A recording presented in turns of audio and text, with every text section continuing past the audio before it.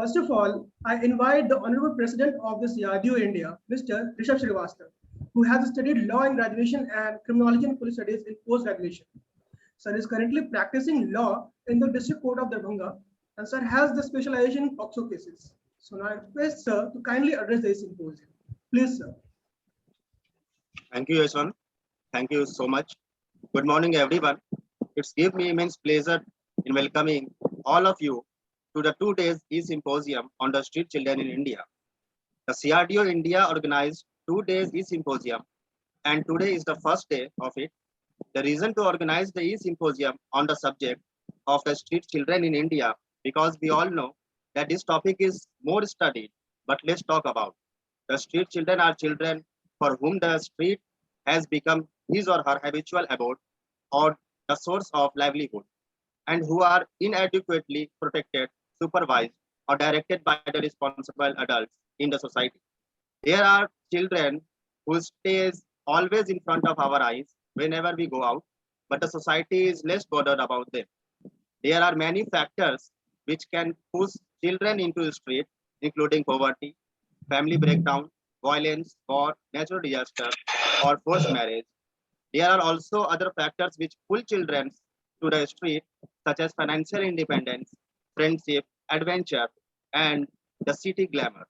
It is often a combination of both push and pull factors that keep children connected to the street. Street children are often called hidden children, and being hidden, they are at a higher risk of being abused, exploited, and neglected. They are visible to us, but actually they are invisible in the government records. The study conducted on street children found that 90.6 of the street children faced risk on the street in the form of threat to limbs or life, police harassment, parental abuse, and the sexual exploitation. There is a need to talk about these children and create empathy and awareness towards them. This e-symposium has been designed in a way that could cover the maximum topic relevant to the street children, and we have been extremely fortunate that we have got the best speakers from various fields. So now, on the behalf of CRDO India, I, Rishabh Srivastava, founder and national president, would like to welcome our speakers for today's session, Dr. Subra Sanyal ma'am, Professor Naved Iqbal sir, Dr. Om Nath Tiwari sir, and Mr. Deep Purakastha, who have accepted our invitation presiding over this 2 days e-symposium on the topic of street children in India. I again welcome the members of CRDO India and all the participants who joined us today. Thank you for all joining us and for being a part of today's webinar. I appreciate and congratulate all the team of the CRDO for their effort in organizing this event. It is possible for the CRDO India to organize this 2 days e-symposium with the coordination and collaboration of Dr. K.N. Modi University by providing us the technical support. I expect that this 2 days e-symposium will be productive and the next few hours will be enjoyable and fruitful to you all. We are extremely hopeful that this event is going to be a great success like every other year, and we request your support in making it a memorable and successful event. I am sure that you will feel enriched with knowledge after the completion of this event. I welcome you once again and hope that you will all have a great time ahead. Thank you. Thank you very much, sir, for your kind words and welcoming us all in this symposium and all the participants, and for giving us an overview over the street children. That's your personal experience that you work upon, and putting your vision about the street children, how they are and what are the factors they are on the street children. So before moving ahead, there is an important notice for all the participants who have registered for the symposium. So that is, in the middle of each session, a feedback form will be released, which will also be considered as the attendance form. The participants are requested to fill the feedback form and submit the same before the end of the respective sessions. The participants submitting 3 out of 4 feedback forms would only be eligible to receive the certificate of participation. There will be an announcement when the feedback form would be released. So I repeat once again, there would be a feedback form released in a session, and you have to submit it before the session ends. And that would also be considered as the attendance form. And 3 out of 4 feedback form are compulsory to be filled and submitted for getting the certificate of participation. Moving ahead, as Sir mentioned about the street children, that they are visible yet invisible. Sir also mentioned some factors and the theory of push and pull factors that make a child in the street situation. So why is it so? For that, we need to understand the basic concepts of the street children. Who are they and why they are on the street and from where do they come? So therefore, I would like to invite Dr. Subra Sanyal, Madam, to edify us about the street children. Madam is a criminal psychologist, as well as Madam had been a reader at NICFS Delhi. So I request Madam to kindly enlighten us about the concept, basic concept of the street children. Please, ma'am. Thank you very much. And before I start my sharing my views, I would like to thank all the CRDO team members for accepting the idea of the street children. This brainchild of mine, I coined it and I gave it to them. And I tell you how it started. That one day I was standing on my terrace and I was seeing a few small boys, not beyond the age of 9 or 10, carrying very big rag bags and laughing and smiling and running and collecting small tweets, small things, even cigarette butts and other things, and they were enjoying. So I wondered from where they are coming and where they are going. And how come when we talk of child rights in India, are they having all the right to liberty, right to education, right to freedom of expression, right to development? None of them. But you know, one or twice I questioned them. Even on the road, when we are going in the car, you will find at red light areas, street children. They are on the street, they come and beg, and they ask for money. I sometimes pull down the shutter and ask them, would you like to come sit in my car? I'll give you food and I'll take you to school. Immediately they ran away. Now that started wondering in my mind that we do a lot of exercises on juveniles. We are doing a lot of exercises where correctional homes are concerned. We are doing integrated child development schemes. We are there, ICDS is there. Then why is it that we are having children on the street? And from where they are coming and where they are going. There is a lot of theologies which were running in my mind. And that's why when I put this idea to my CRDO team, I'm feeling very grateful that they gave shape to this idea and they brought it out in today's symposium. Once again, I thank you. Now I share this first start with the identity of the street children. These street children, they do not have any Aadhaar card. They do not have any ID. Even if you ask them, what is your name? They will hesitate to tell you, because many of these children not only are running away from home, they are trafficked children also. Traffickers are there. It's an organized crime. They are made to beg. They are made to sell small goods. They are made to play gimmicks on the road. The money that they collect are given to a group. That is how it happens. I have read them. Now, the thing is this, if we go into the street children fact, you will find that we have three categories of street children, as an introductory to Rishabh has said, and so Yashwant. Three categories of children are there. One is those who are living with their families. They are not destitute children. They are living with their families, maybe the migrant families, on the street, in huts, or in temporary shelters, and they come out and work and they go back. There is another group of children who are they are migrating. And I will, in the latter part of case-based discussion, I will tell you that many of these migrant children who have landed up in observation home committing crime or in CWC, I have interviewed them. I'll discuss them with them later. These migrant children, they come from their homeland in search of jobs in metropolitan cities, or they are allured by others that let's go and see the Taj Mahal, let's go and see the Red Fort, and they come away. These children migrate and then they stay on the street and they start working. They work, many of them work, return home to the village, take money, and many stay back on the street. The third category of which I'm concerned are those children who run away from home. They are either run away or they are disowned or they are abandoned by their family and they take the street as their home. Many of these children whom I interviewed at Pearson, they felt that home was becoming a burden for them, a liability for them, because parents were already fighting. Father was an alcoholic. They said that we ran away with our friends, that we will get a better life on the street.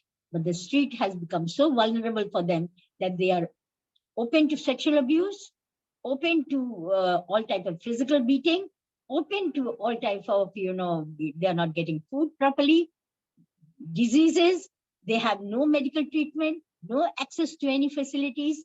These children are vulnerable and these children have nowhere to go. Now, in my, I was going through a report put up by Childline, a very comprehensive report, where Childline had mentioned about UNICEF, about WCD, the repeated regular reports are going, and they said millions and millions of children are missing around the globe. In India, we also have equal number of children, if not millions, maybe in thousands, who are missing every year. Now, these children missing, when we say generally, as just now in 30% poverty is not always the factor for children running away. Unemployment is also not the factor for children running away. But when children run away, why? When there is no sense of belongingness in the house. Even we people, if we don't feel belonged in the house, we start getting bored at this age. Children, when they are growing, in the early adolescent stage, the personality formation is taking place. They are seeking their identity. That identity crisis is going on. Then if they don't feel belonged, then what will they do? They will run away. They will run away from the home.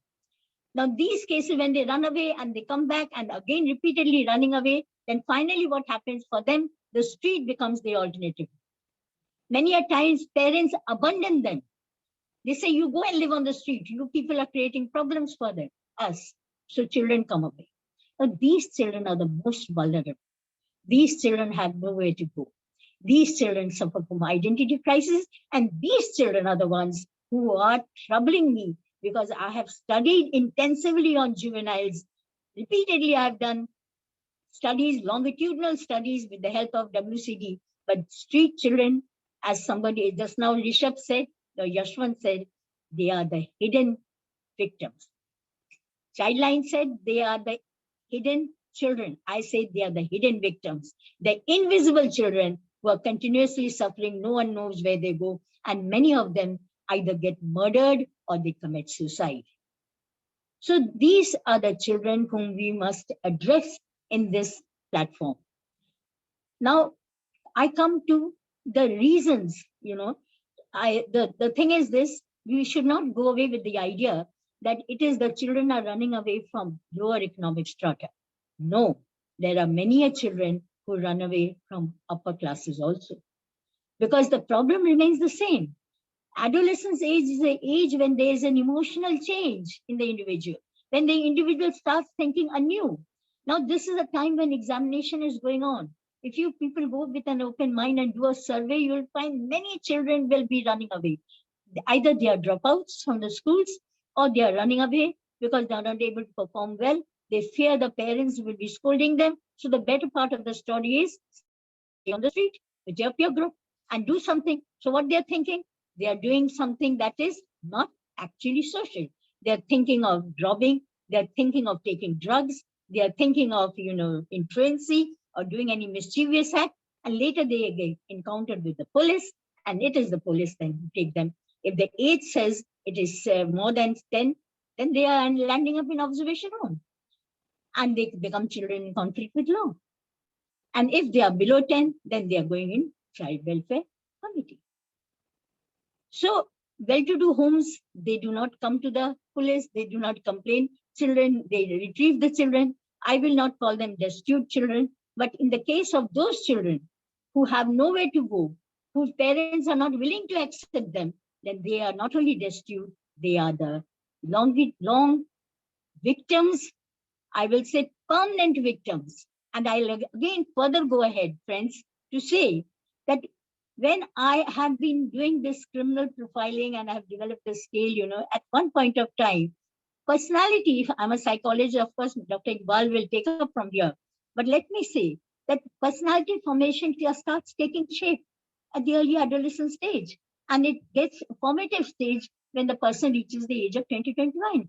Now, how can we expect children who are running away from home because they are either they are abandoned or they are thrown out or they are running away? You can expect them to have a very strong and healthy personality.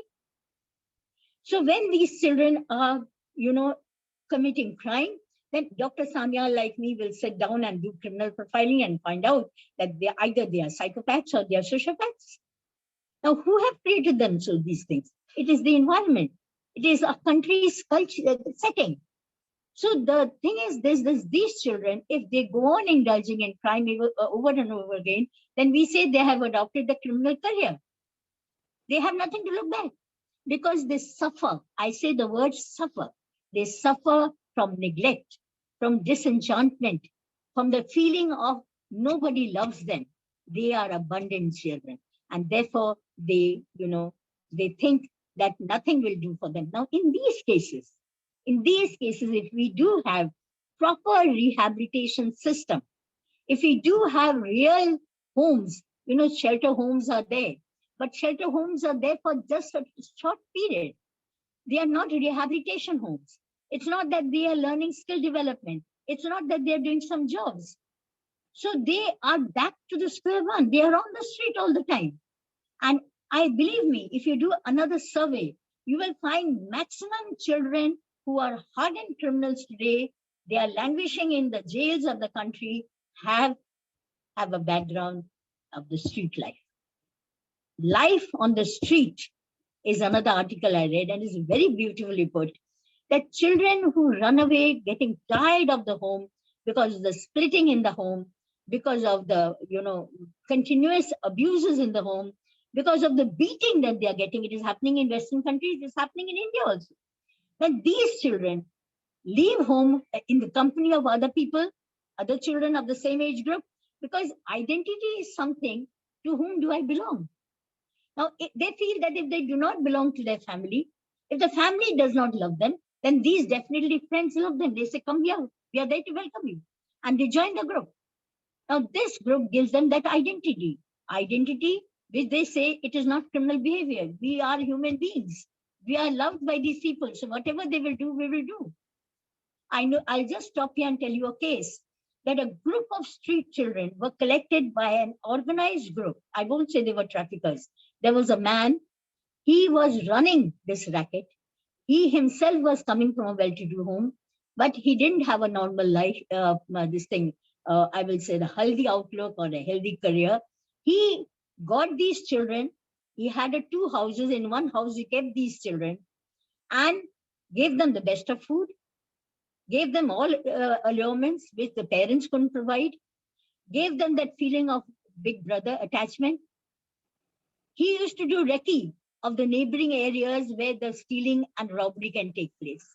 Then he used to bring the chart to them and they said, these are the houses at the moment, they are closed, nobody is there, locks are there, you can go and rob. And these children used to go and rob and bring the money. When I interviewed one of them, he said, I will, even today also, when you leave me from this place, I'll go back to them.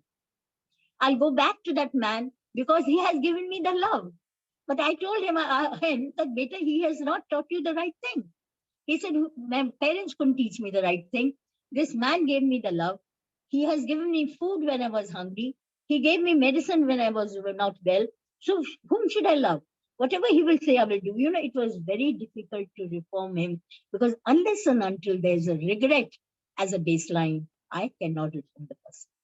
So this type of organized crime, if you say, is going on, but they are done with who? These children who are suffering from identity crisis.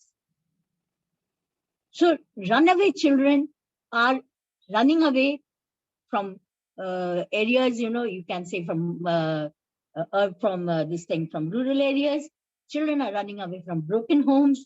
Children are running away from, violence inside the home, and they're landing. And there's another case I will share with you here again. A boy, because even for committing a crime, you require certain point of intelligence. Now, this case, why I'm mentioning you that this boy, I still remember him.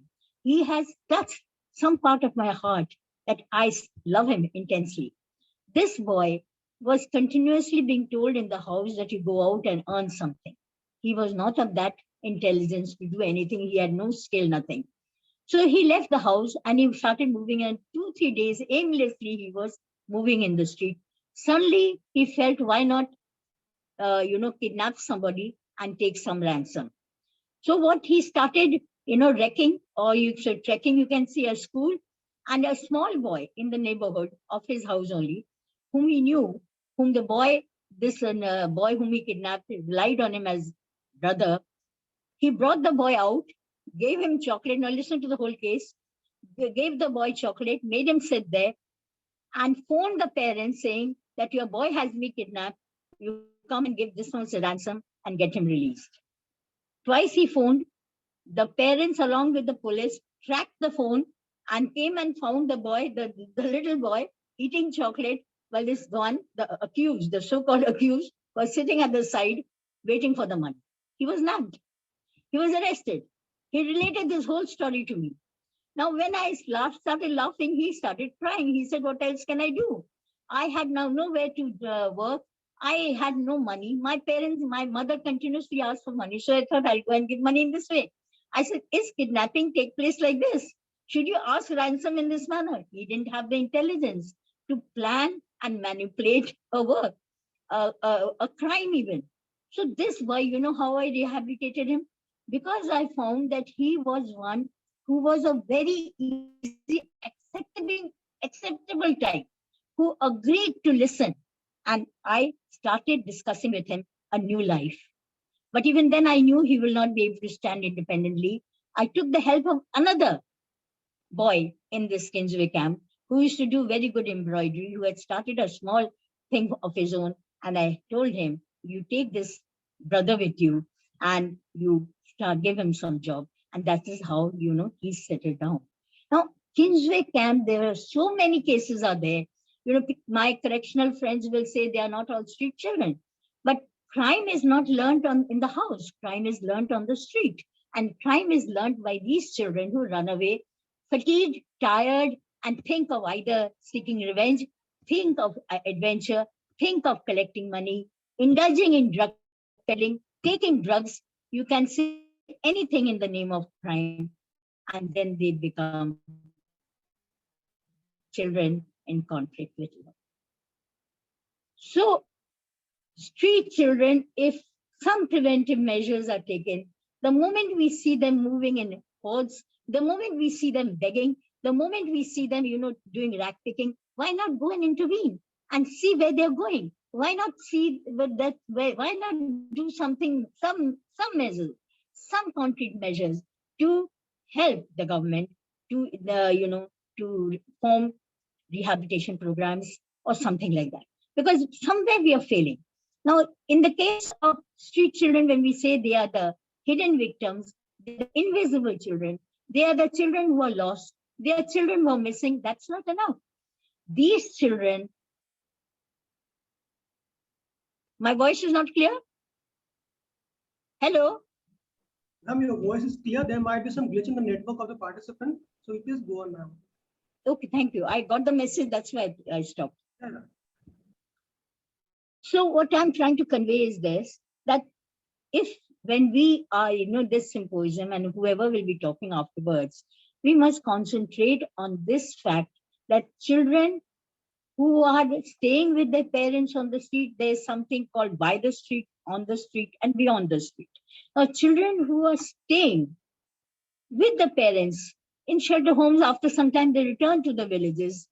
For them, we need not worry because they are not destitute children. Yes, we can definitely say that these children should be given a proper education. Awareness should be created in the mind of the parents that you work, let your children study. This we can do.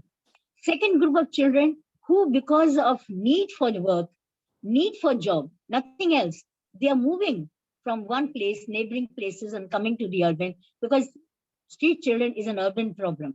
So when they come, they do their work, and in the evening they are going back to their home. We need not worry, because we can just keep an eye and see that they're not landing up in other problems. But these children, the third category, is such a vulnerable group that if this vulnerable group is not being prevented or not being intervened at the right time in the right manner, then these children are the ones who develop deformed, distorted, and disturbed personality. And this disturbed personality, when they turn up into big crimes and criminals, I don't want to name, there are many others, that they turn up into that. then, either they are being a problem for the society, problem for the neighbors, victims are being targeted, and they become hardened criminals. And you talk to any hardened criminals at a particular age, you will say there's no regret in their eyes, no remorse. You cannot take them to their normal life because they have led the life on the street and they have learned from the street, the street culture, which says nothing and nothing is right for you. You have to do that. And groups form it. The groups who are on the street, the children, the dropouts, the truants, the vagrants, and these children are being collected by elder one. The elder one make the younger ones do it. And when they find there's a concept of pain and pleasure theory, you people of criminology will be knowing. So the pain is the less, the pleasure is the more. And then the police attitude, as you know, that police will not be beating them on the way. Police beats them in the thana, I agree with you. Though it is not this thing allowed, it is not allowed in the act. Police cannot go in uniform, police should not beat, but then police does it. And these children are then being landed in the correctional homes, CWC, or they go into the observation. So therefore, what have we to do? What have we to do? When down the line, when we are discussing all this, and we are going to cytodynamic problems, we are going to cyber crimes now. Now there is a new technology, the cyber crime. And these children, with the little money that they are collecting by selling the rags, by stealing, by doing anything, drugs peddling, they are buying mobiles, and they are now indulging in cybercrime because there's nobody to teach them moral values. There's nobody to teach them right and wrong. The time that one child spends in the school, they're spending on the street. So I will name them as a street culture. And this street culture, they get so well assimilated. No matter how much you try to, bring them back to a place, they will go back unless there is a conducive and a constructive, package of rehabilitation. These children will continue to come to the street and go because they find that the street is better than a home. So here, I think, I will be gradually moving towards the cases, a few cases, which will show you how these, children pick up, they learn. Crime is a learning behavior. In every forum I say that no child is a born criminal. It is learned. Now, environment provides opportunities to learn. Environment, if it is favorable for learning criminal behavior, children will learn. And on the street, these street children will learn nothing else but the criminal behavior, the criminalities that is more prone to them. Now, here is again a case I'm talking to you. This case is of one runaway child. He had, he had gone this thing. He went to the street, he was there, and suddenly he came across, he found some people begging. So he joined them. He found that in the beggar's coin box, there are a lot of money there. So he said, why not I also sit at the side and start begging with them? And he started doing. And few money he got inside, in that plate, you can say, or in that upper thing he get. And when he started begging and he got the money, he found nothing is better than this. You don't have to work. You don't have to study. You don't have to, do shoe polishing. And so he adopted the begging profession. Now, when this begging profession, he took it and he started begging. And the day he didn't find enough money for food and all, then he went to the shops and all and started stealing.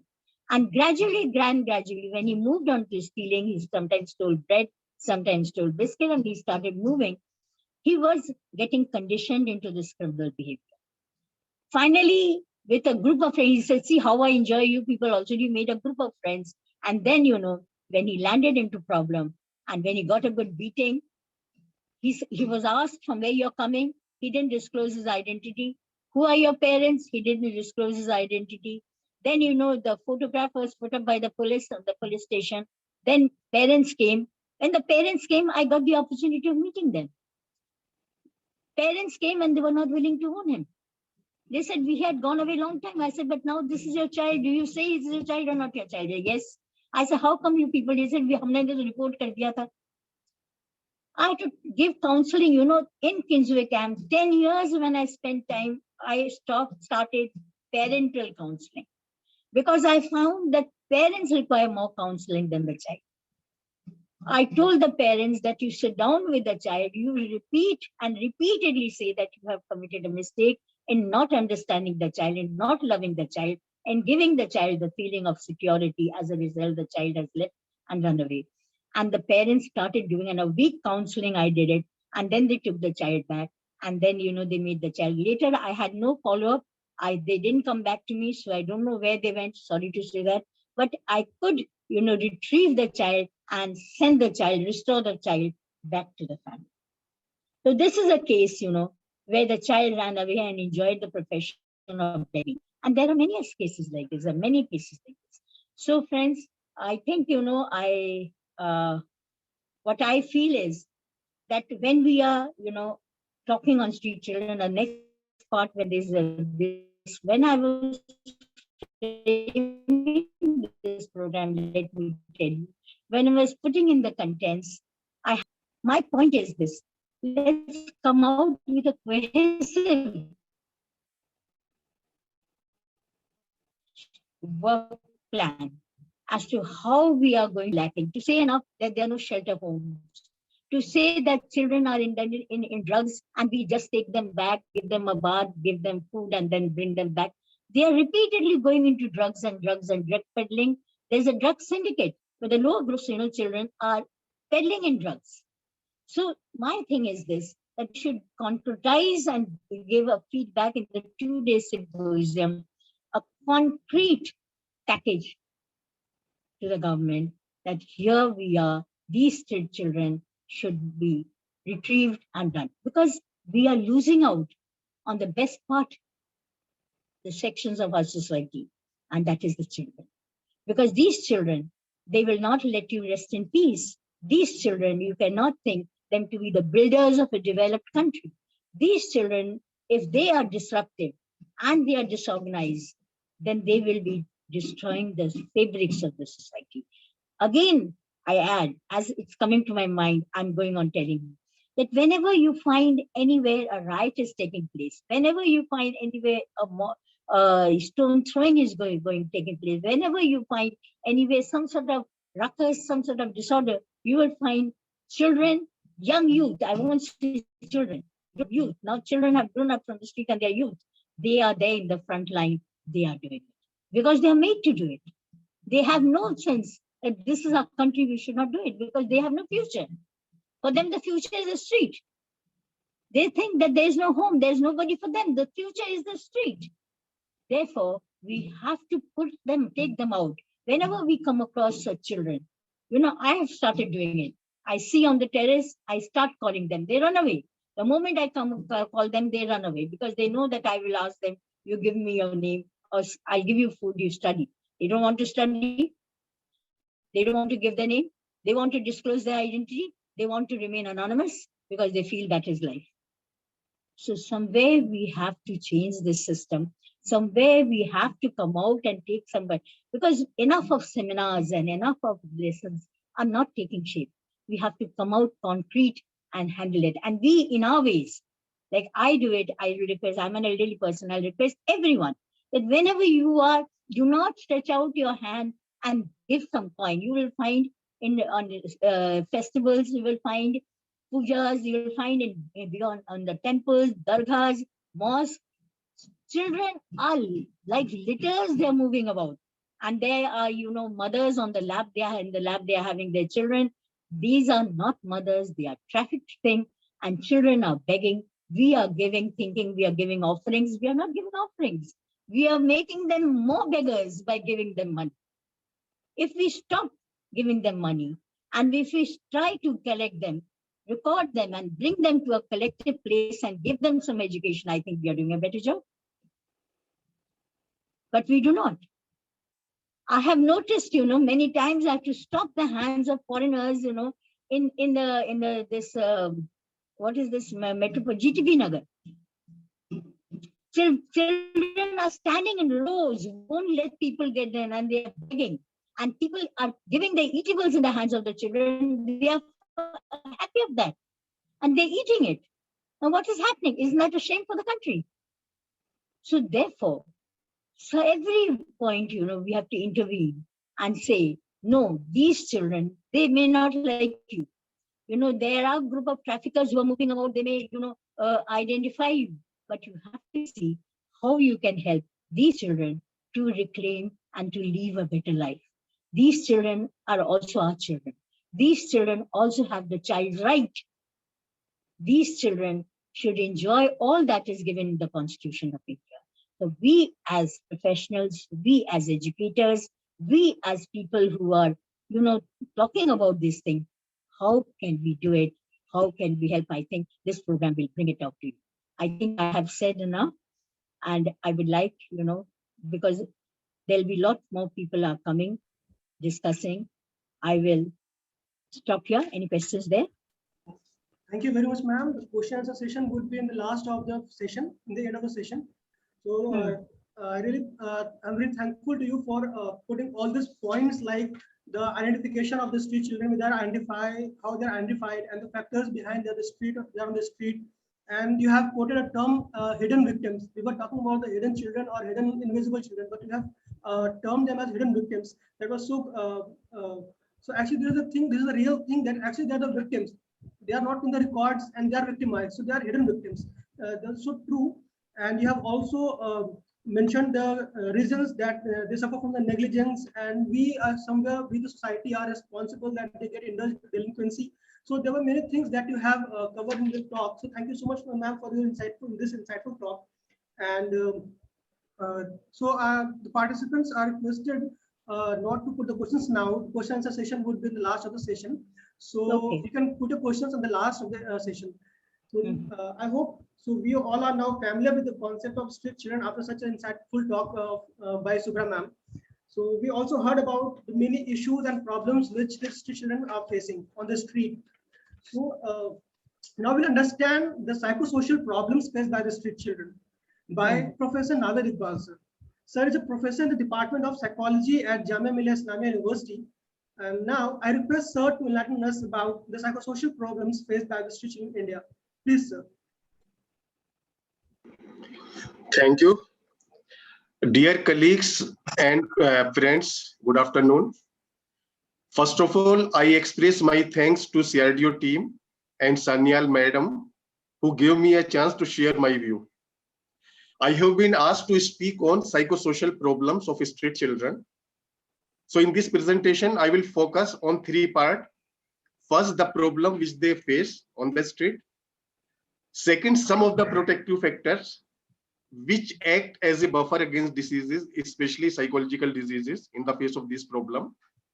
And third part will be on the study which we have conducted on the street children or psychosocial problems of the street children. So due to many reasons, these children are on the street. There are multiple reasons, which Sanyan madam has also briefly discussed. But it is the most vulnerable group. Why vulnerable group? Because there is no one who can protect them. Because of that, they experience a lot of problem on the street. So some of the common problem which have been identified by previous studies, I would like to discuss. The first problem is exploitation. Because there is no one who can protect them, so they are exploited by different people on the street. By employer, those who employ them, by police, and by other people on the streets. So exploitation is very common problem which most of these children experience. Next important is neglect. So it is understood when there is no one who can care for them, protect them, so naturally they experience a lot of neglect. Next, which is related to the first problem, harassment and discrimination. It is also very common. And this harassment and discrimination come from different sources. There are other gangs on the street which harass them or which discriminate against them, or other dwellers on the street, community, and authorities. According to the study by Raza, and Brainfield 2019. So according to this study, there is a lot of harassment and discrimination which these children experience.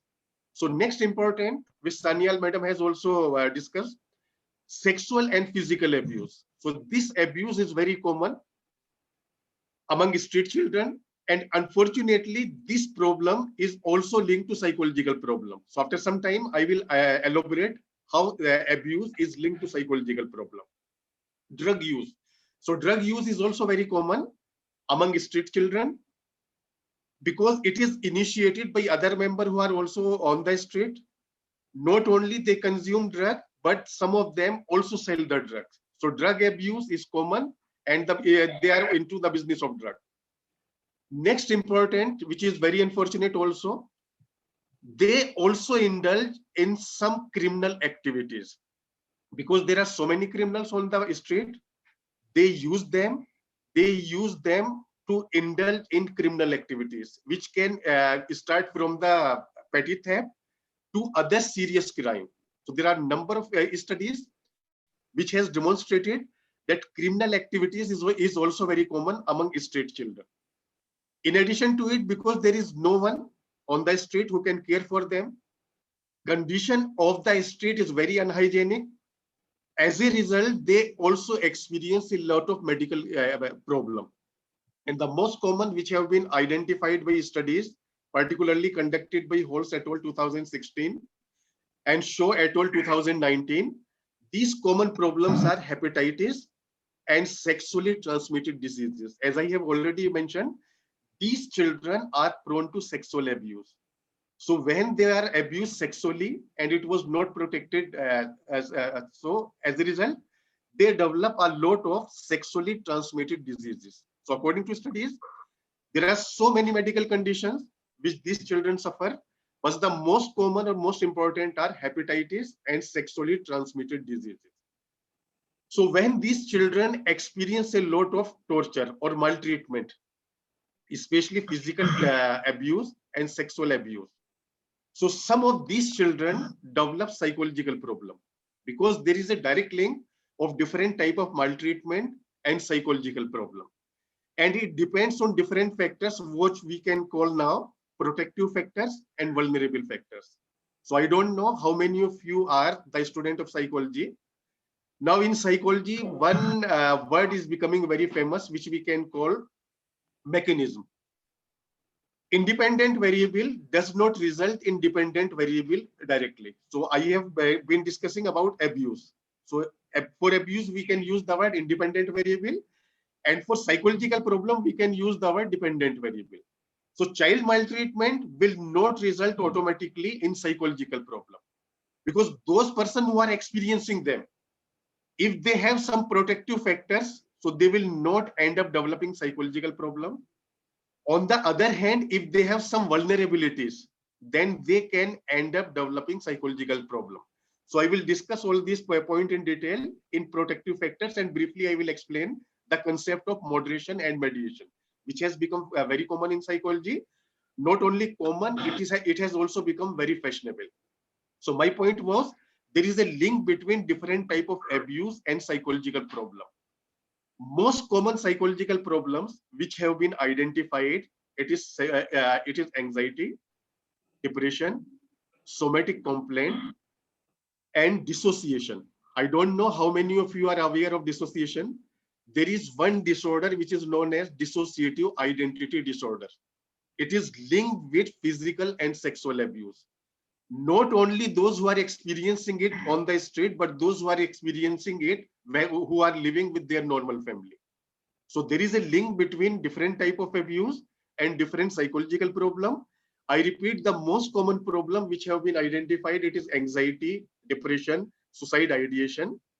In addition to it, the problem which has been associated with abuse, especially physical and sexual abuse, it is dissociative identity disorder. So I'm assuming some of you may be the student of psychology, some of you are not the student of psychology, therefore briefly I am mentioning about it.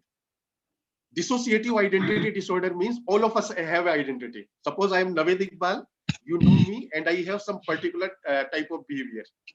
and way of interacting, or what we call gesture. If I start behaving by some other name and my behavior pattern become different, it is known as dissociative identity disorder.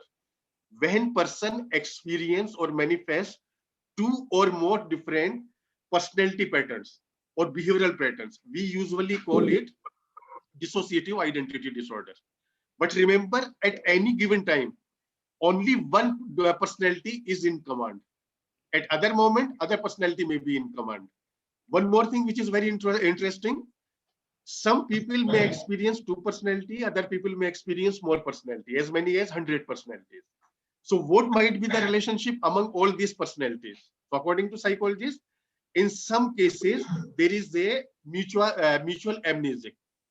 These two personalities are not aware of each other's existence. In others way, one-way amnesia. One-way amnesia means that some are aware about the existence of others, but others are not aware of the existence of others. In some cases, there are a mutual cognizance. Suppose there are two personalities, these two personalities are aware of the existence of each other. So it is very debatable, controversial, but there is a link between physical and sexual abuse and dissociative identity disorder. So I have been discussing about the problem of street children where sexual abuse is very common, and sexual abuse has been linked to this psychological problem, especially dissociative identity disorder. In this context, let me also share one thing, although it is not directly related to street children only. It is related to all the children, whether they are living in the family or they are living on the street. If they recall about their abuse, suppose there are some children who are living on the street, and there are many reasons why they are living on the street. As Madam Sanyal Madam has briefly mentioned, let me also briefly mention, because it is related to the topic which I want to elaborate. Because some end up on the street mainly because of the family dysfunction, because family is disturbed, either broken family, disturbed family. Second important, because of child maltreatment, because some member feel that they have been abused in the family, whether they were physically abused, sexually abused, or emotionally abused. So they run away from the family. Suppose hypothetically, there were some children who claim that they were abused in the family and they run away from the home. When we recall or when we treat this problem, one more thing, let me also, child sexual abuse is linked to psychological problem. So there are some abuse which the person remember. There are some other abuse which they do not remember.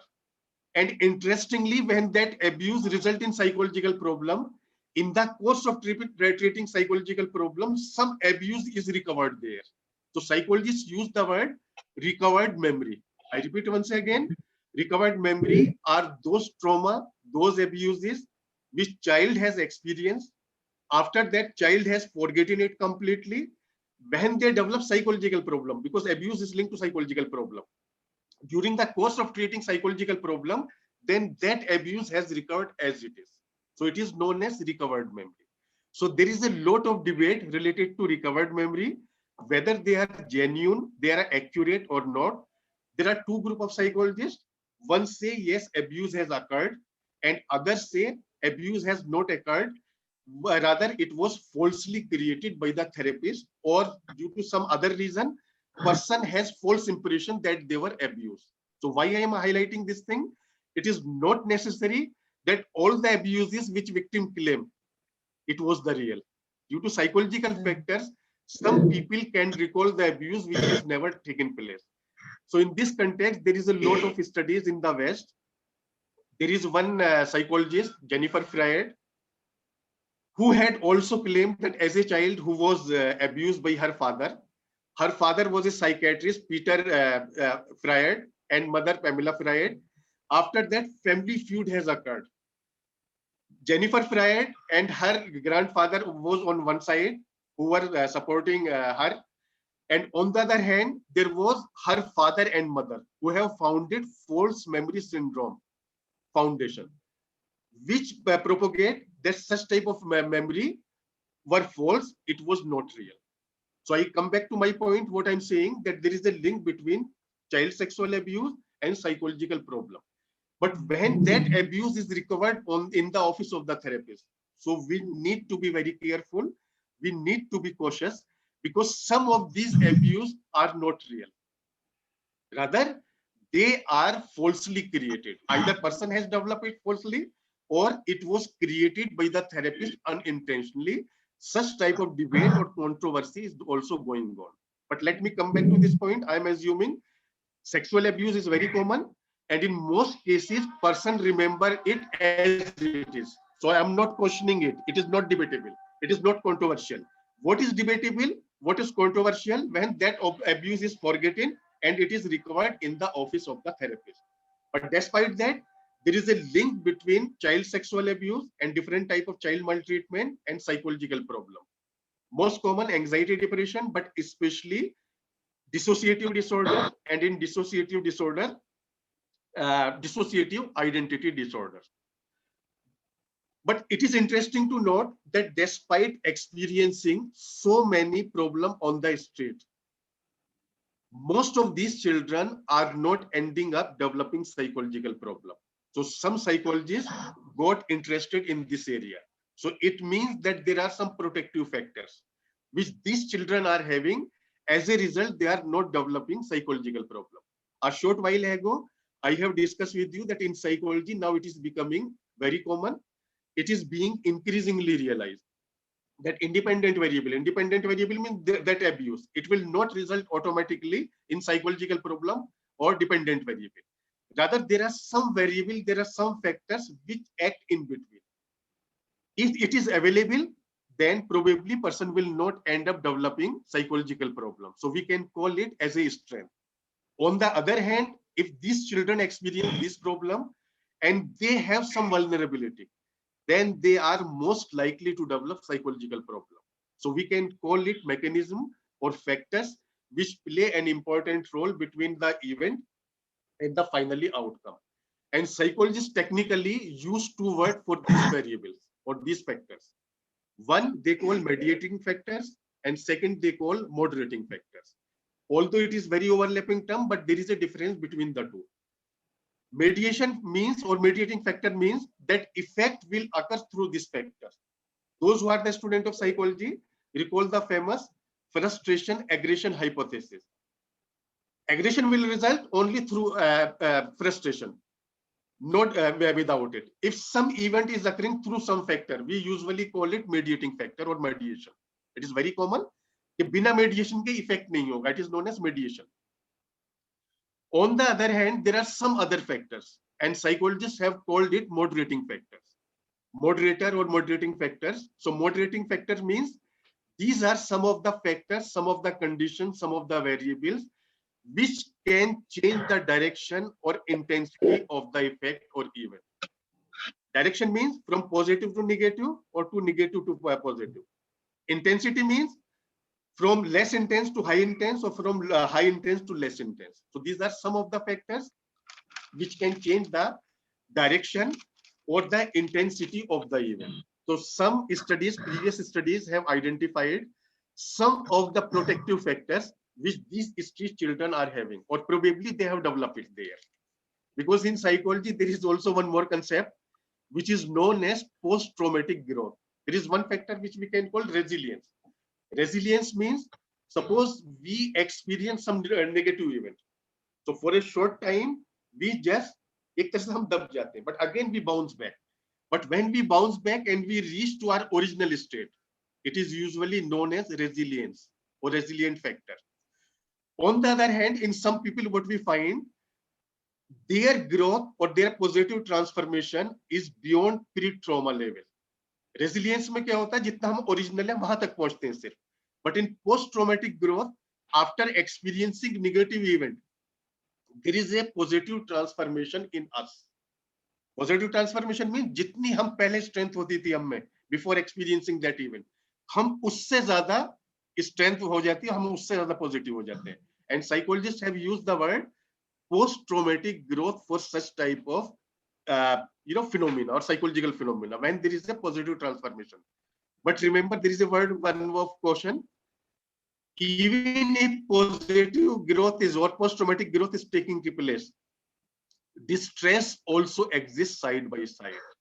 I repeat once again, after experiencing traumatic event, difficult time, most of the people develop many problems, including psychological problem.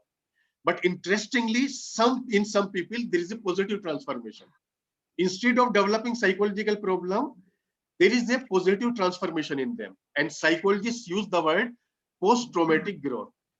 Directly post-traumatic growth has been not studied in the context of street children to the best of my knowledge. So what we have studied, only resilience factors. So maybe in future, we will plan the study to conduct the study.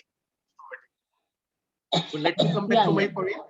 So there are some factors which have been identified by previous studies, probably which are acting as a buffer against diseases in the face of this problem which they are experiencing on the street. The first factor which they have identified is adaptive coping strategies. So probably on the street or before coming to the street, when they have a difficult time in the family, when they had to run away from home, probably during that period of time, they have developed some adaptive coping. Situation is the same. Depending on different coping styles, we may experience different problem. But if our coping strategy is adaptive, probably we will remain normal. And if we have adopted maladaptive coping style, so probably we will develop psychological problem. So according to psychologists, according to previous studies, the first protective factors, we can call it mediating factor or moderating factor, is the adaptive coping style. So those who have adaptive coping style, probably they, because of adaptive coping style, they are not developing psychological problem. Next important is self-esteem. Suppose we are experiencing problem, but if we have adequate self-esteem, so probably we will not end up developing psychological problem. Self-esteem is very important. Each of us has a concept or sense of self. कि हम अपनी respect कितनी करते हैं. Unfortunately, some of us are not able to have adequate self-esteem. And those who are not able to have adequate self-esteem, they are more likely to develop anxiety and depression in the face of negative event. It is counterintuitive. It is counter, we can say, it does not appeal to common sense, how they can develop self-esteem while they are living on the street. But it is interesting to note how we react to the situation. It is more important. And even while living in adverse situation, we can maintain our self-esteem. So according to psychologists, the next important factor is probably self-esteem. Some of these children who are living on the street, probably they are able to develop their adequate self-esteem. And because of it, they are not being affected psychologically in the face of negative event which they are experiencing on the street. Next important is probably on the street, they are able to develop secure attachment. Now, next important variable which can act as mediating or moderating factor is secure attachment. It can be applied to all of us, whether those who are living on the street or those who are living in the family. So those who have secure attachment with someone, probably they can face difficult event very easily. They will not end up developing psychological problem.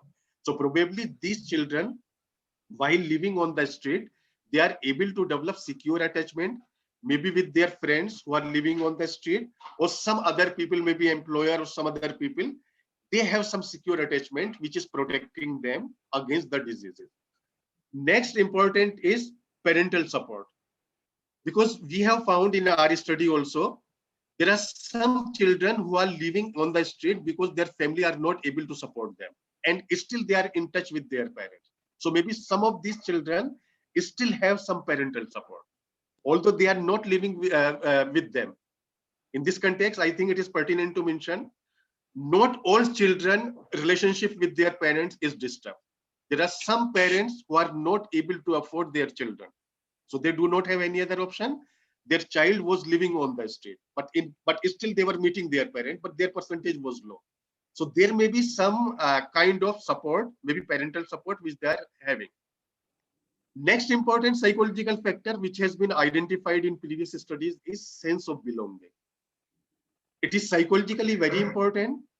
If we feel, and again it is related to secure attachment, if we feel that there is someone who can care for us, maybe on the street, maybe some authorities, maybe some other people, maybe employers, some other people. So if we have need of belonging, we have sense of belonging to someone. So it is also additional factor which act as a buffer against diseases, or it can act as a moderator. So next important is strong bonds with agencies, community, and religious investigators. So in some cases, those who are living on the street, sometimes they come into contact with the authorities. So maybe some of these children are having this kind of sense, because according to the study conducted by Loganfield et al. 2011 and Pandya and Lakshmana 2017. So these factors probably are also contributing. So now we have realized, now we have come to know that despite facing so many problems on the street, not all street children are developing psychological problems. So it means despite adversity, they have some protective factors which need to be identified. So some previous studies have identified these factors.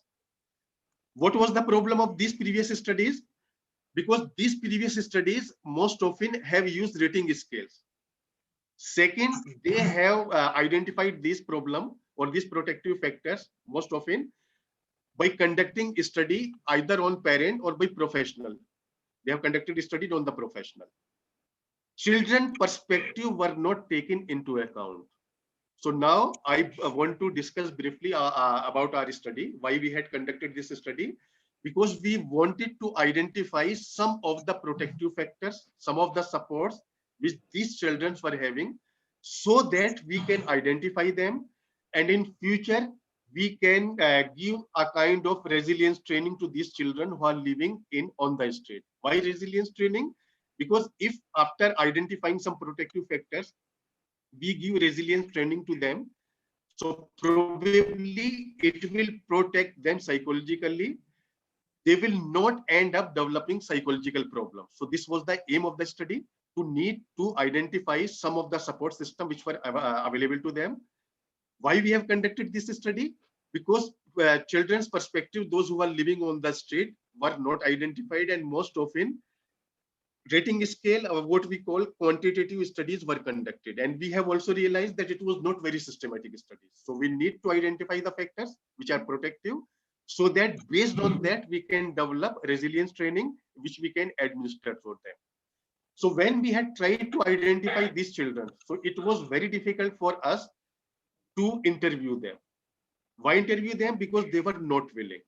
So when we did not have any other option, we contacted some of the NGOs which were dealing with them.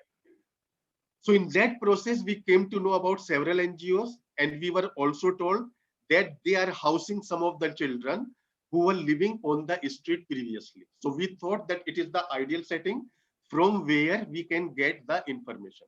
Remember also those who have the sense of research. Suppose on the street we want to conduct a study on the street children. When a proper report is not formed, children will not disclose what problem they are having. And moreover, they will not trust us, who we are, why we are conducting studies. कहीं ऐसा तो नहीं police के दूसरे लोग हैं, कुछ ऐसी problem बताएं which can land them in trouble. So due to this practical reason, we have conducted a study on street children, those who were living previously on the street, but now they were living in one NGO, Slum Balak Trust. So we have conducted a study on 7 children. In this study, we have taken the perspective of children. We have taken the perspective of some of the parents whom we were able to contact. And we have also taken the perspective of the professionals. So in this study, we have taken the interviews from the participants. Participants were 7 children, street children. 4 of their parents, 2 were males and 2 were females, 2 mothers and 2 fathers, and 5 professionals who were treating them. So we have used thematic analysis. So those who have understanding of research, there are different type of research methods. One is quantitative, one is qualitative. If we conceptualize in quantitative, qualitative way, and if we conceptualize on the basis of the assumption or approach they are using, there are different, such as positivist, post-positivist, constructivist, interpretivist, transformative, critical realist. So I am avoiding this technical term because I am realizing maybe there are some students, there are some participants who have not firm grounding. So for simplification, I will divide it into quantitative study and qualitative study because it is the simple and everyone can relate to it. So we did not approach quantitative method to this because we thought in order to explore the factors, qualitative methods is best suited. And again, under qualitative method, there are a number of techniques: narrative, IPA, discourse analysis, and so grounded theory. But we have opted for thematic analysis because in this condition, when we have to take the perspective of 3 different stakeholders, so we thought thematic analysis was the best suited. So in thematic analysis, we have conducted a study, and more or less findings were the same which we have found in the previous studies, but there was some difference also. What was the difference? Interestingly, children were not able to identify the protective factors which they were having on the street. It is interesting to note. It was the professional who have suggested that these children have surviving skills because they had faced a lot of problems, some of them at home and on the street. As a result, they have developed surviving skills. So now they can also live in adverse situation. It is mainly because of surviving skills. And second, related to surviving skills, it was the adaptive coping style. So professionals have identified 2 important protective factors which were helping the children. And I repeat once again, interestingly, children were not aware of this. Next important, when it was the emotional problem, these professionals and their parents, they were not able to identify it when they were experiencing emotional problem. There are some indication of the emotional problem. Suppose those who are on the verge of developing depression. So some of these children have crying spell. Interestingly or unfortunately, those who are not expert, those who do not have understanding of psychology, they were not able to realize that they were on the verge of developing psychological problem. So my point is, they had developed a lot of emotional problem, anger, frustration, anxiety, so many other problems. But before becoming full-fledged, these people were not able to identify it. But because there are some indication and expert can understand, if someone is crying repeatedly, it is the indication that probably they are on the verge of developing depression. They were able to identify some of the social problem. When they were not able to join with others, they were being isolated. The social problem, they were easily identifying. There was also one difference of opinion among professional. I must use the word priority. Among professionals and among the parents. Professionals were more concerned in reintegration processes, how to develop in them a sense of trust, belongingness, and the life skills, so that they can deal adequately in the problem from the problem if they experience some of them. But interestingly, their parents were more concerned in academic achievement and in job opportunities. They were not more concerned in developing such type of psychological strength. They were more interested whether they are achieving academically or they can get something financially. I mean to say they can get employment opportunities. They were interested in such type of phenomena. Most of the children, after living in the home, care home, now they have started understanding the importance of peer relationship, education also. I hope those who are familiar with Salam Balak Trust, they also try to give them education. I'm not going about the problem which children were experiencing because each institution has positive strain and negative strain. I'm not talking about negative because there were some children also who were not satisfied, and even some children who find initially that condition very uncomfortable and they wanted to run away. But some other children, they were very comfortable. So these children gradually realized the importance of peer relationship. And again, depending on many factors, whether from the beginning they have adequate self-esteem, they have such type of good qualities in maintaining relationship or life skills, depending on that, their relationship in that shelter home will also develop. So those who have such type of skills, they can easily bond with others. They can easily relate with others. They can easily make friends, because there are some children who are able to make friends very easily. And after that, there is a close bonding among them, which were providing support to one another. कोई बीमार हो जाता था तो एक दूसरे की shelter वो मदद की जाती थी. So what I am saying here, it is not necessary that those who are housed in that NGO automatically all have developed all the positive trait, because depending on their effort and in the beginning what type of life skills and what type of strength they were having, they have different type of behavior. Some of them were very happy there, others were not very happy there, but most of the children who are housed there, they were liking the activities there. Sports activity, entertainment activity, education activity, and some of these children were very creative. They were very good in art and drawing, and some of them were very exceptional academic achievers, but there were very few of them. So what I'm saying, I have found that there were different type of children there. Their level of satisfaction of varying degree. Some were highly satisfied, other were not satisfied. Some were very happy there, other were not happy. And remember also, condition were the same, because sometimes children were not finding that situation, probably due to many reasons, but most of the children were satisfied.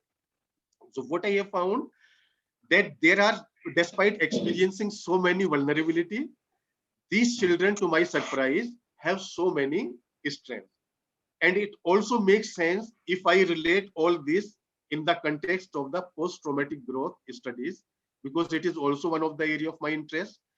Personally, I have also experienced it in my life, and I have also seen it. And this concept is becoming very popular now. Related to it is also one concept, vicarious post-traumatic growth. Post-traumatic growth, directly जिन्होंने experience किया है. Vicarious means even those who are dealing with that, who experience trauma, they can also develop a kind of post-traumatic growth. And psychologists can use the word vicarious post-traumatic growth. वो directly deal नहीं कर रहे हैं. मान लीजिए किसी को trauma और psychologist उनको heal कर रहे हैं, treat कर रहे हैं. So even in psychologists, we can find such type of transformation. आपने directly deal नहीं किया, आपके किसी दोस्त को हुआ and your friend have shared it with you. So some people can also experience in that way. So now post-traumatic growth has been extended to vicarious post-traumatic growth. Vicarious means those who are not experiencing it directly. Even they can, when they are experiencing it indirectly, still they can experience such type of growth. So here I would like to end. If you have any question, you can ask. Otherwise, I will, go on. It will be unending. And most often, I do not like one-way teaching. I like interactive. So if you have any question, you can elaborate. There is one more trend in psychology research now, because most of the studies talk about linear relationship. And unfortunately, there are very few studies which talk about non-linear relationship. Suppose trauma experience किया, सब में growth नहीं होती, कुछ ही लोगों में क्यों growth होती है? So most of the studies are explaining it on the basis of linear relationship in the world. There are very few studies which are also using curvilinear relationship or non-linear. So we are very fortunate. We have published 2 papers in international journal, और world में मेरे ख्याल से very few studies है which we have conducted. तो उसका meaning ये है, बस एक मिनट लूंगा एक्सप्लेन करने के लिए. क्वेश्चन क्या था, कंटेक्स्ट क्या था? Trauma is experienced by many people. Some people develop psychological problem and other can develop post-traumatic growth. तो ऐसा क्यों है? तो in order to explain this paradox, there are number of studies which they are using. So one of the study which they are using the concept of non-linear. Linear का मतलब है कि एक ही direction में जा रहा है. Non-linear एक direction में नहीं जाता. There are maybe different directions. And one of the direction is inverted U. Inverted U means कि post-traumatic growth और trauma अगर एक level तक रहेगा, तब उसमें relationship अलग होगा. And if it becomes extreme, then it will have different type of relationship. जब moderate level का होगा, probably it is ideal condition for post-traumatic growth. If it becomes too high, then probably it will result in psychological problem. So it is known as non-linear relationship. Some studies have started conducting in that fashion, and we are very fortunate we have also conducted, and we are aware how to conduct that study. So thank you so much for patient listening. Thank you very much, sir, for this wonderful talk and telling us about the psychological problems that are faced by the street children, and what are the factors which could prevent the street children from getting affected by some of the psychological issues.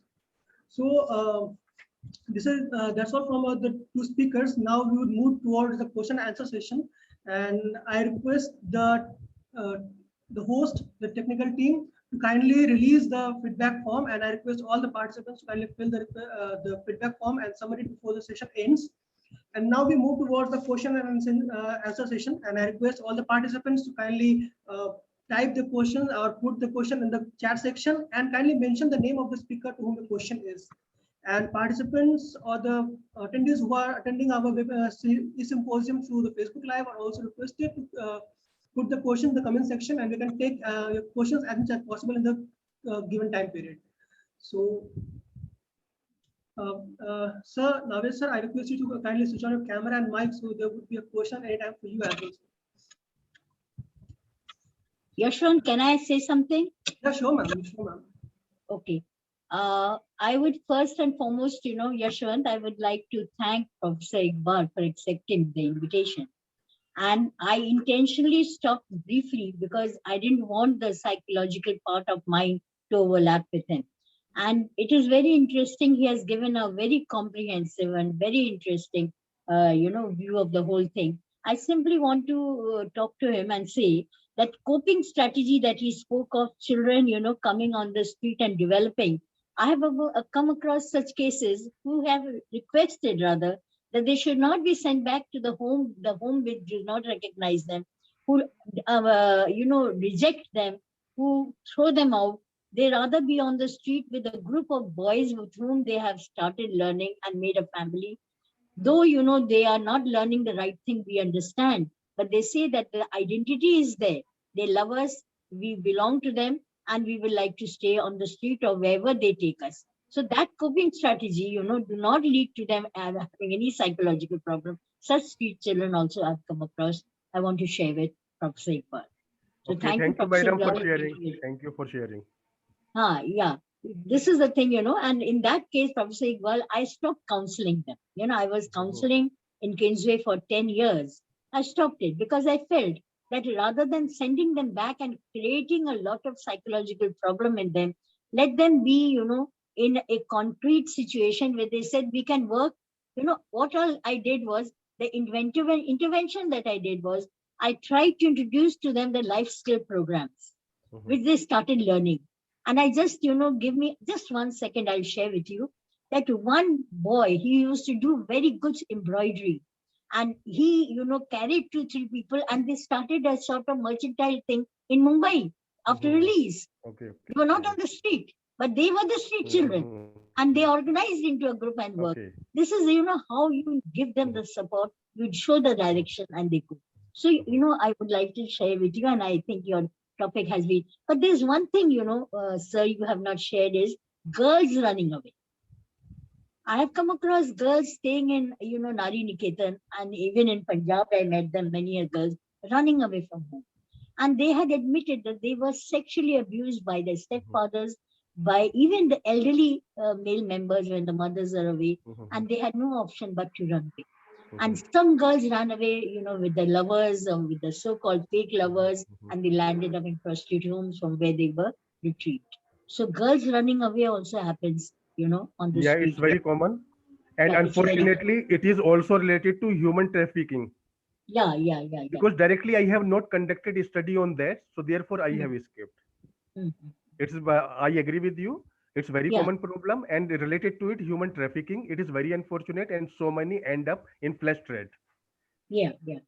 And due to some of them run away due to abuse by parents or some Abuse by significant others parents? in the members. Yeah. Sexual abuses are there also. And in remember, case of it is not girls. new.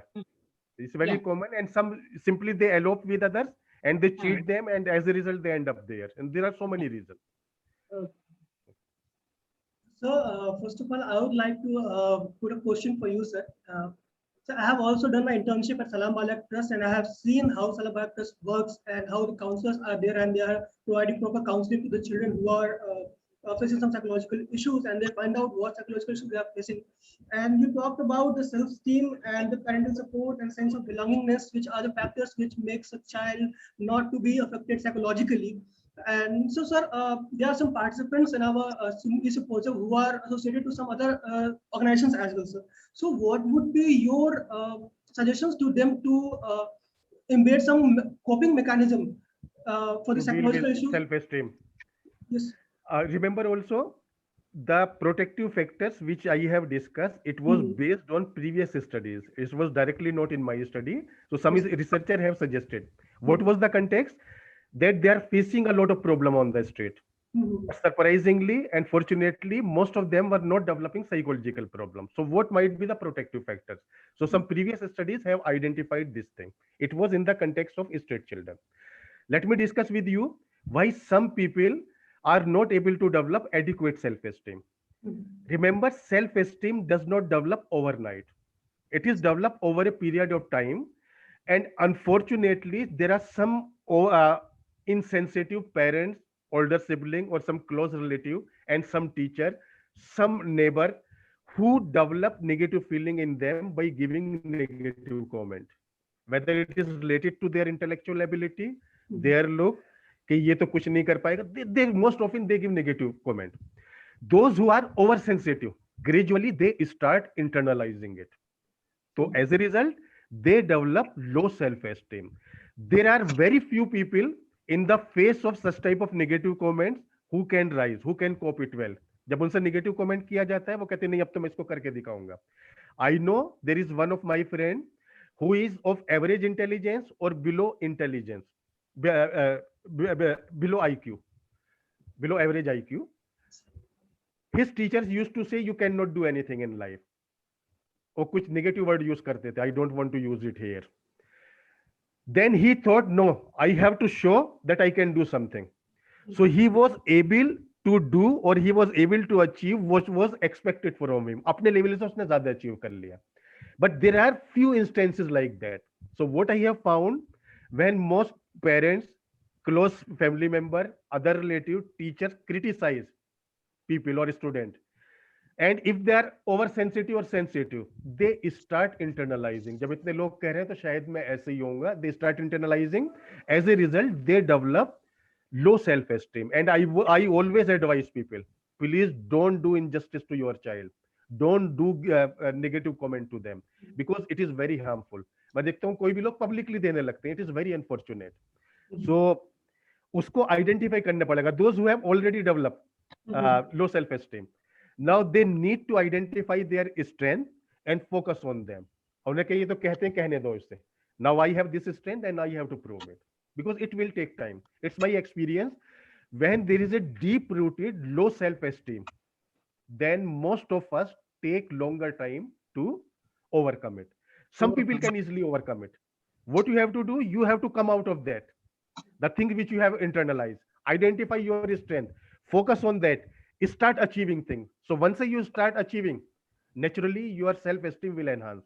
And don't depend your self-esteem on the view of others. So because most often, most of the people give us negative comment. There are very few people who appreciate our positive. आप कुछ भी कर लीजिए, majority people will criticize you. I suggest people in that way. So there are some people who become insensitive by the criticism of others and they start internalizing it. This is the main reason. And this is my experience, it takes long time. If it is deep rooted. If it is not deep rooted and they start achieving, they can easily do it. I repeat once again, start identifying your own strength. Forget about the view of others. मुझे ये तो कह रहे हैं मुझे करना ही. And unfortunately, it is not new to India. Even in the West, such type of problem was there. Yeah. Most of you, I think you have heard about Carl Rogers. Carl Rogers was so afraid of sharing his view with his family member because of the fear of being ridiculed. उसके family members उसकी हंसी उड़ाते थे. Because of that, he has developed the technique of nurturing relationship or developing the confidence or client therapist relationship. उसने 3 उसकी बात की थी, so that client can freely discuss his or her problem without the fear of being ridiculed. तो जो भी हमारे family member है हमारे साथ है, हम उसको नेगेटिव कमेंट नहीं देना चाहिए। अगर कोई नेगेटिव बात भी होती है तो उसको बोला सेंसिटिव वे में पॉजिटिव से शुरू करके कहना चाहिए। तो जिसकी डीप रूटेड है, इट विल टेक टाइम, और अगर वो खुद नहीं कर पा रहा, आई थिंक ही और she has to take the professional help, या जो भी उनके दोस्त हैं। अगर अकेला करना चाह रहे हैं, identify your strength, try achieving something in life, and forget to base your own view based on the view of others.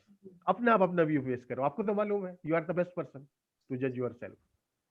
So, sir, can we say that the low self-esteem in a child drags them to the delinquent behavior, sir? Delinquent behaviour में जरूरी नहीं है, some of them can indulge in delinquent behaviour if he finds such type of cultural or environment, or he has such type of role model. Suppose I have low self-esteem, I want to do something, so we have different role model. Some have the role model in academics, they will follow it. Other people who are not educated, they will try to follow the role model who are deviant, and unfortunately why criminal activities occur, because there are some people who take them as a role model कि मुझे ऐसा बनना है, and practically I have seen people who have negative character as a role model. अगर low self esteem है और इस तरह की कल्चर में है तो probably he will and up becoming criminal. Low self esteem अगर एकेडमिक में है तो वो एकेडमिक फोकस करेगा। तो डिपेंड करता है what role model you have done, you have adopted, what you want to become in life, and what is your educational level, what is your surroundings, what is your culture. There are so many factors, we cannot say one-to-one relation. I want to say one thing here, Professor Iqbal. You know, low self-esteem is positively correlated with intelligence also. If a person is of a high intelligence, he will not nurture low self-esteem all the time. He will try to evaluate and analyze, just try to ponder over it. Low self-esteem, it often happens from the dissatisfaction one derives from one, you know, not able to identify his self-concept as who am I. But if a person is of a high intelligence, you know, high intelligence also many a time leads to frustration because what the person is dreaming of is not able to achieve. But then, you know, the self-esteem will not get disrupted so easily if he is a person of high intelligence. Because low intelligence and low self-esteem will find are positively correlated. You know, person of low intelligence, the moment you say anything, he will immediately decline and he will do, you know, not do anything. Frustration, aggression, anger will be there. But if a person of high intelligence, even if, you know, somebody criticizes him, he will not let his self-esteem be disturbed. You will agree with me that? There are some studies which say that, and there are some instances here. But as we have different type of people, so different experiences or different evidence are also there.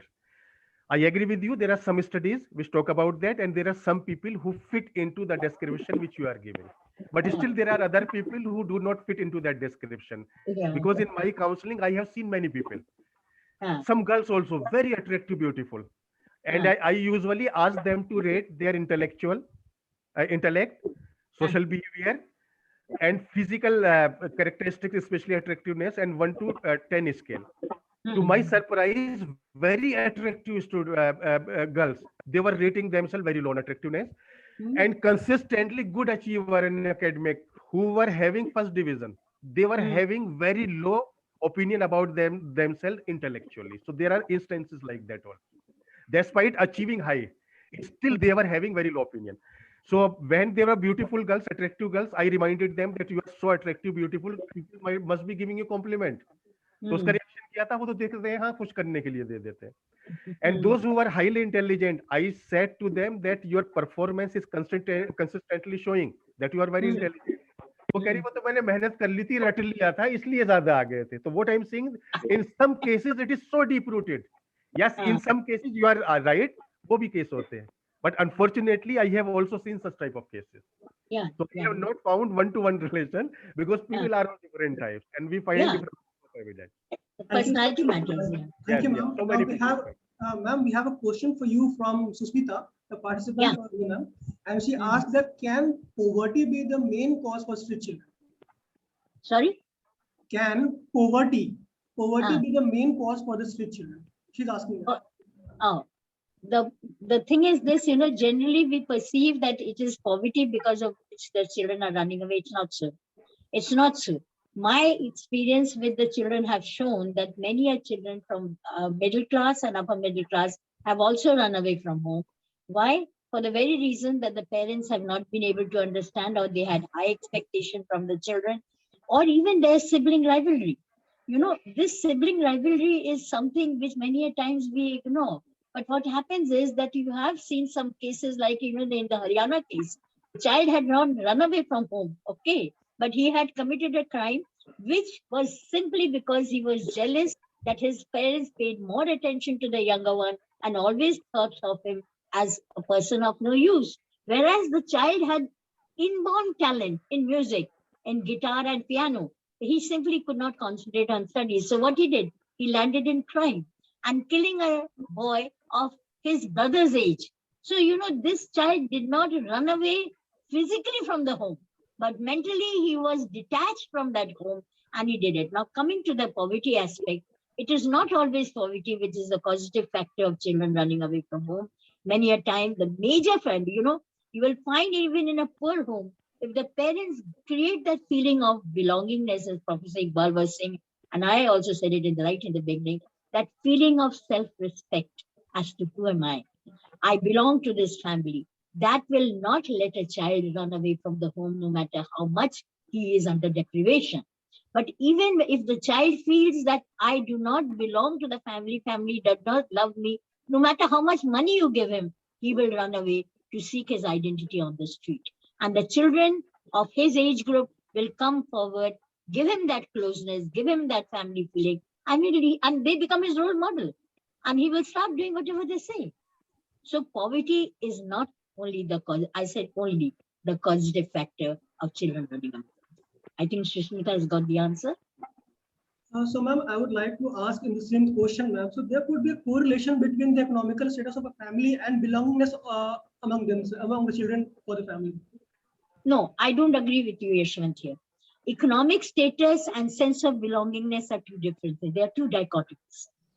Belongingness is that parents, you know, if they feel that this child, make the child feel that here we are, these are our resources. Within these resources, we will give you the best. You are my child. Main thing is love. Main thing is understanding. The main thing is the sense of respect. I respect you, you respect me. There the child feels belong. And when the child feels the father and mother, they trust each other. You know, belongingness is a formula that there should be a trust, there should be a sharing of power, there should be a sharing of influence between father and mother. That doesn't depend on poverty. That does not depend on economic status. That depends on mutual bond of understanding. If the child right from day one sees that the parents are together, bringing him up, you know, with all love and affection, and he understands the situation which the family exists, he will enjoy whatever the food the parents will give. But that feeling of self-concept as to who am I will not let him away from the home, will not let him commit anything that will damage the reputation of the family. You know, I need not mention, but in this India itself, we have many, many legendaries who have come up from poor economic strata, economic homes, and they made legends in the country. So poverty is not the sole factor, is one of the contributors. But the main factors that lead children to run away from home are nothing else but rejection, violence, and disruption in the house. Thank you, ma'am. Now, the next question is from Neha Singh for Professor Iqbal, sir. And she has requested to kindly shed some light on the methods involved in the study regarding the street children and what was the outcome and limitation of the study, sir. Okay. Yeah. So let me share. This study was conducted or funded or financially supported by Global Challenges Research Fund and particularly financed by University of Leicester, UK. Because I was awarded visiting fellowship, here I have proposed this work. So it was conducted in 2019 and my UK collaborator was Dr. Panos Vostanis, who is leading expert in giving resilience training to those who are vulnerable section of society, those in trauma of victim, refugee, and such type of vulnerable children in different parts of the country. He is giving such type of training. So as I have already mentioned, there are different type of methods or research traditions. So we have followed the qualitative, and again in qualitative, there are different research approaches. We have followed the research approach of thematic analysis. So what was there? In the beginning, we have taken the ethical approval from the University of Leicester and the board of Salam Balak Trust. So those who are aware of research, first requirement is to seek ethical approval. Ethical approval means the study which you are going to conduct, whether it is harmful or whether it is safe for the participant or not. For participant, for researcher, they see such type of parameters. So first of all, we have sought the ethical approval from University of Leicester, UK and Salam Balak Trust. Once we got it, we have developed some question based on our understanding. So what type of question we have asked? So we have three different objective of the study. We have identified the support which were available to them, risk factors, and what can be factors, protective factors, which could be used for developing resilience training. So first of all, we have conducted interview. It was audio tape. It was conducted in Hindi. It was transcribed into English. Then the theme and sub-theme based on the guidelines of the thematic analysis we have identified. Because we have followed the qualitative approach, especially thematic analysis, all the requirement, all the procedure we have followed. But in social sciences, including psychology, there are number of research traditions. So its limitation may be from the perspective of the what we call positivist tradition or quantitative approach. Because quantitative approach might say that such type of studies, there is subjective factor and so many other factor, measurement was not done and so many other factors.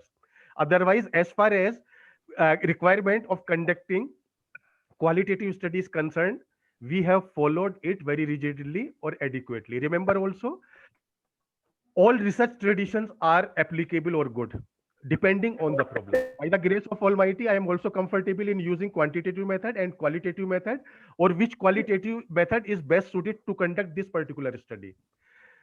I have mentioned about different research tradition, three different research tradition I have used: positivist, constructivist or interpretivist, and pragmatic. And again in qualitative, if I simplify it, qualitative, there are number of approach. Two I have used: thematic analysis and IPA, interpretive phenomenological analysis, which is the most widely used approach.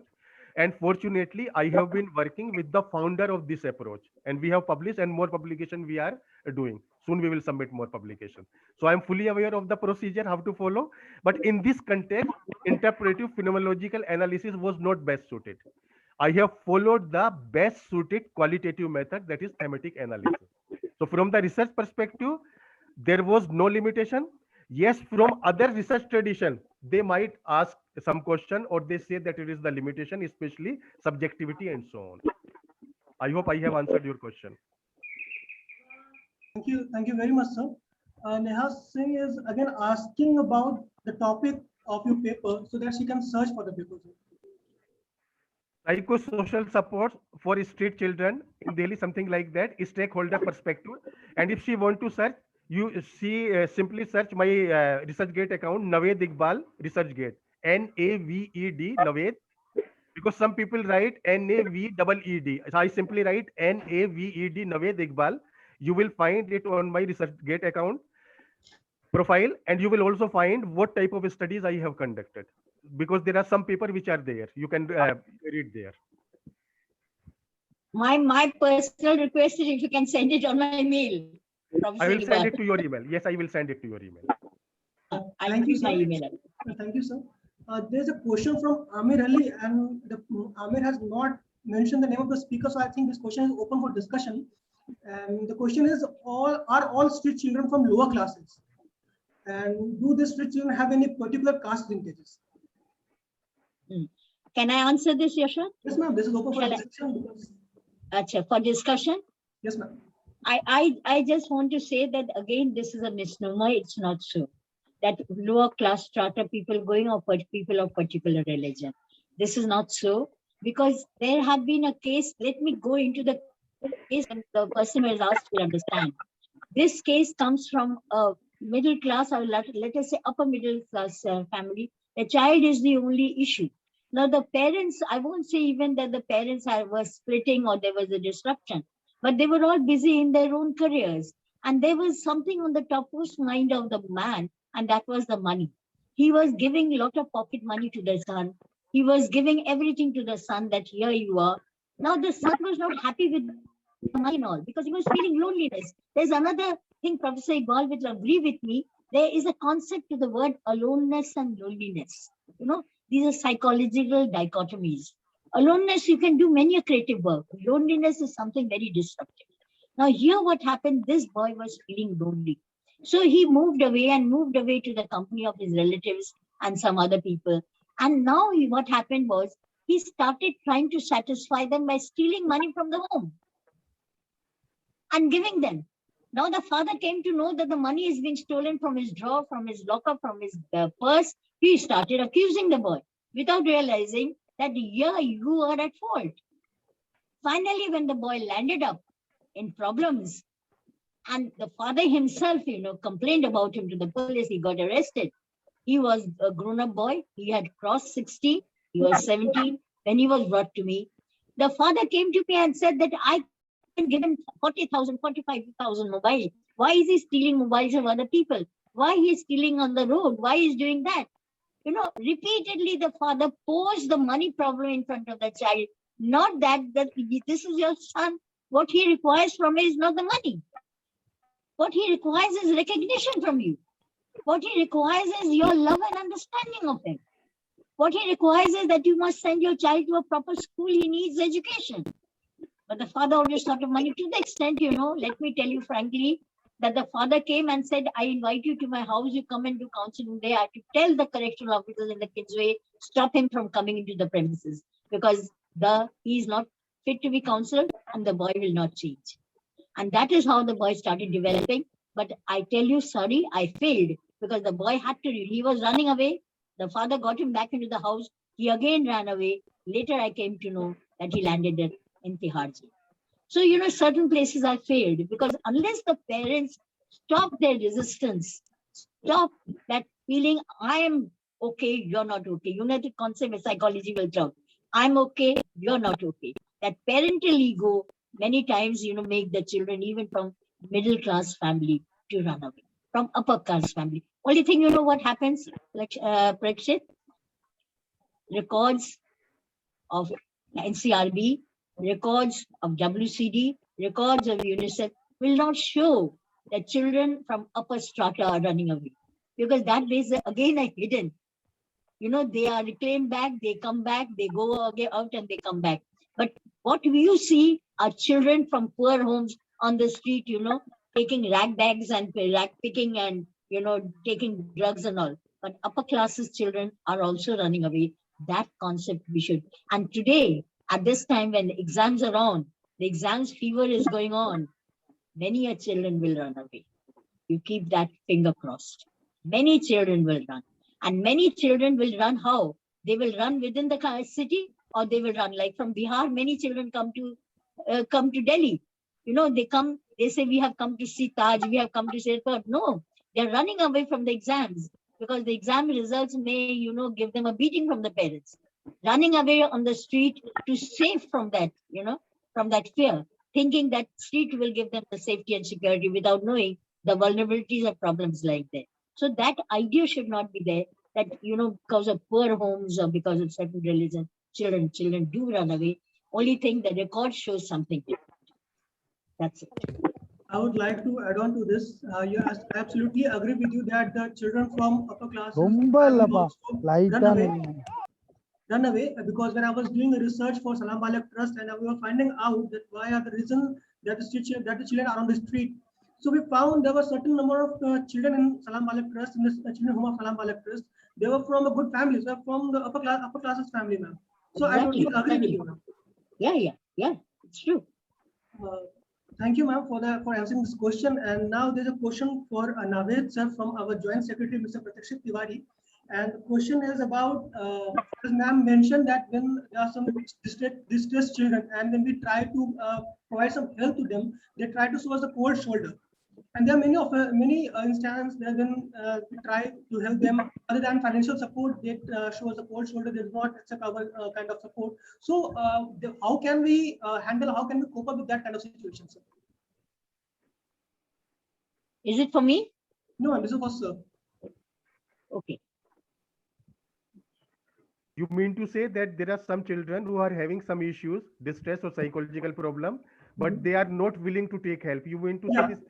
Yeah, yeah, yeah. So in counseling, unless person is willing, you cannot help him. Yeah, So yeah. you have to devise some mechanism so that he can be interested in seeking help, maybe directly through to him or through some of his or her parents. If you show that in future it will lead to bigger problem if directly talking to him, so probably by persuasion you can convince him. But unless the person is convinced, you cannot provide help. Cannot, you cannot.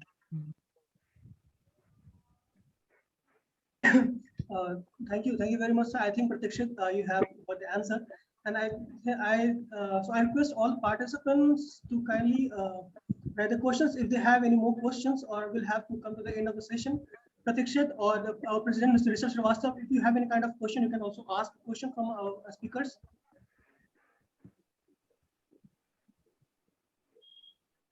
Is this question of counseling, Yashwant, from Pratikshit? Sorry, ma'am. Is this question of counseling came from Pratikshit? Yeah, yes, ma'am. Yeah, let me share with him, because as a counselor, I've been doing this counseling very hard type of people. That, you know, there has to be, a counselor has to give an image, a projection of a motherly feeling, a sisterly feeling. Unless and until that feeling is generated into the mind of the person who's a counselee, that counseling cannot be successful. Rapport has to be established over a period of time. And then only the person who is going to accept what you're saying. You know, therefore, you will find that even though people say we are professional counselors, they are not successful in the end. Because professional counselor doesn't mean that you are empathetic. You have to be empathy. There has to be a skill of listening. There's a skill of empathy. There's a skill of tolerance. There's a skill of love and affection. These are all parts of counseling.